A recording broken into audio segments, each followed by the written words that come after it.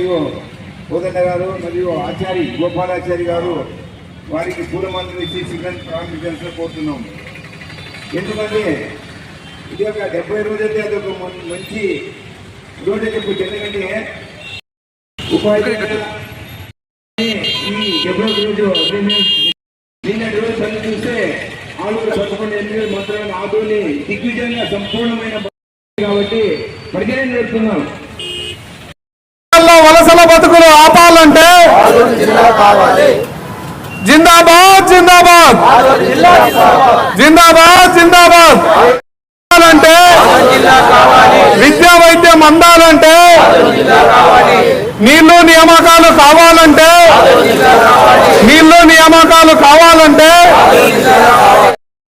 ఆఫీసులో మేము పనిచేయడం జరిగింది. దుకాణాల అయితే వారే మేము పనిచేయమని చెప్పే అవసరం లేకుండా పనిచేశారు కాబట్టి వారి అందరికీ కూడా పేరు తెలియజేస్తూ ఈరోజు జిల్లా కోసం నేను సైతం అని చెప్పేసి ముందుగానే రాజీనామా ప్రకటించినటువంటి మన రఘునాథ్ రెడ్డి మొదలెట్టారు. నిన్నటి రోజున బంద్ కూడా చాలా హుషారుగా పాల్గొని బంద్ను సక్సెస్ చేయడంలో కూడా నిరాహార దీక్షలో భాగంగా మన సిపిఐ పార్టీ పట్టణ అధ్యక్షులు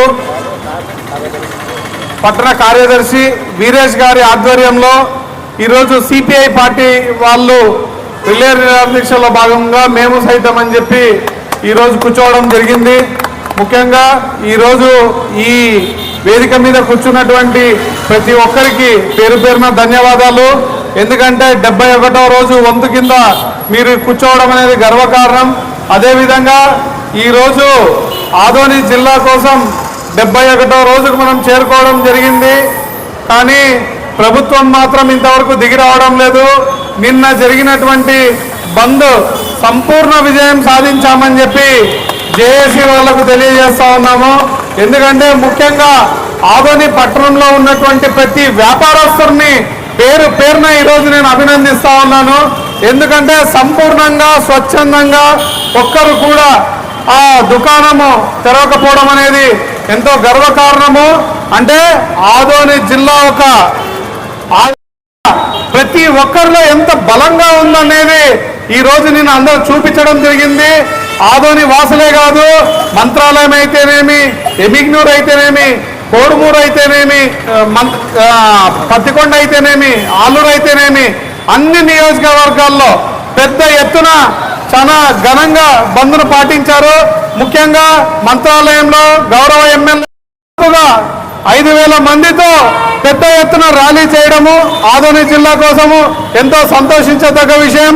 బహుశా నిన్న జరిగినటువంటి బంద్ నిన్న బంద్లో పాల్గొన్నటువంటి మన ఆల్ పార్టీస్లో ఉన్నటువంటి మిత్రులను స్నేహితులను ప్రతి ఒక్కరిని పేరు పేరున అభినందించాల్సిన అవసరం ఎంతైనా ఉంది.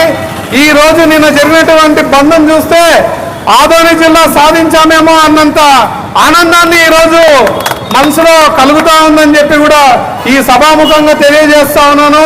అదేవిధంగా ఈ బంద్ని ఇంత పగడ్బందీగా చాలా సిస్టమేటిక్గా ఎక్కడ కూడా సామరస్యంగా జరిగేటట్టు విధంగా ఎక్కడ కూడా ఒక చిన్న గొడవ జరగకోకుండా కూడా దీన్ని ఇంత నీట్గా ప్లాన్ చేసినటువంటి జేఏసీ సభ్యులకు ప్రతి ఒక్కరికి పేరు పేరున కూడా అభినందనలు తెలియజేస్తా ఉన్నాము.